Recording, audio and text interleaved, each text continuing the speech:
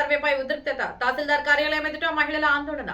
Huzurnagar July 21 నిజం చెబుతాం. హుజూర్నగర్ పట్టణంలోని చెరువు భూముల సర్వే వ్యవహారం ఉద్రిక్తతకు దారితీసింది. కోర్టు ఆదేశాల మేరకు చెరువు భూములను గుర్తిస్తూ అధికారులు సర్వే నిర్వహించడంతో నోటీసులు అందుకున్న మహిళలు, స్థానికులు తహసీల్దార్ కార్యాలయం ఎదుట ఆందోళన చేపట్టారు. పట్టణంలోని సర్వే నెంబర్ 240 పరిధిలో ఉన్న సుమారు 72 ఎకరాల 31 గుంటల చెరువు భూమిని అధికారులు గుర్తించారు. ఇందులో భాగంగా ఊర చెరువు పరిధిలో నివసిస్తున్న 115 కుటుంబాలకు సర్వే నోటీసులు జారీ చేశారు. తమ నివాసాలు చెరువు భూమిలో ఉన్నట్లు నోటీసులు రావడంతో బాధితులు తీవ్ర ఆందోళన వ్యక్తం చేశారు. ఈ సందర్భంగా మహిళలు మాట్లాడుతూ దశాబ్దాలుగా ఇక్కడ నివాసం ఉంటున్న తమను ఇబ్బందులకు గురి చేయకుండా ప్రభుత్వం ప్రత్యామ్నాయ ఏర్పాట్లు చేయాలని కోరారు.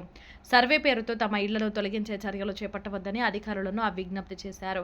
ఈ విషయంపై తహసీల్దార్ బండా కవిత స్పందిస్తూ కోర్టు ఉత్తర్వుల ప్రకారమే సర్వే నిర్వహిస్తున్నామని తెలిపారు. Assistant director of survey and land records ఆధ్వర్యంలో సరిహద్దులను గుర్తించి నిబంధనల మేరకు నోటీసులు జారీ చేసినట్లు వెల్లడించారు.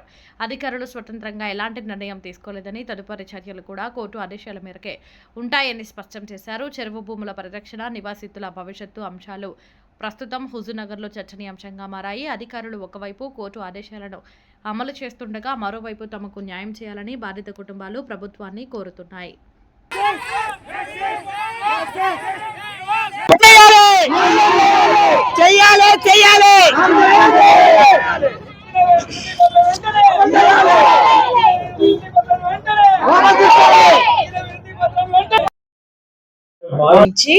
మనకు ఇయ్యమని చెప్పేసానని ఇచ్చారనమాట. ఓకే మేడం, చెరువు మీద దగ్గర 12 నుంచి 1600 ఇండ్లు ఉన్నాయి.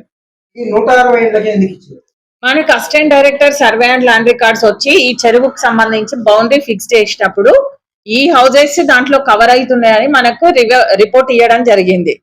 ఆ నివేదికను అనుసరించే మనము ఆ హౌజెస్ ఎన్ని అయితే ఉన్నాయో వాళ్ళ వరకు మనం నోటీసులు ఇచ్చినాం. మనకి ఇచ్చిన కాదు ఒక్కరిని ఒక్కరంటే మాకెవ్వరి మీద కోపం అనేది ఉండదు, ఎవరి మీద మనకి కోపం అనేది లేదు. ఏంటంటే మనము ఇచ్చిన అంటే హద్దులు నిర్ణయించిన దాని ప్రకారమే మనము నోటీసులు ఇచ్చినాం, కానీ మన సొంతంగా వీళ్ళంటే కోపము వాళ్ళంటే కోపం అని అట్లా ఒకరిని ఉద్దేశించి ప్రత్యేకించి మనం ఎవరికి కూడా నోటీసులు ఇవ్వలేదు.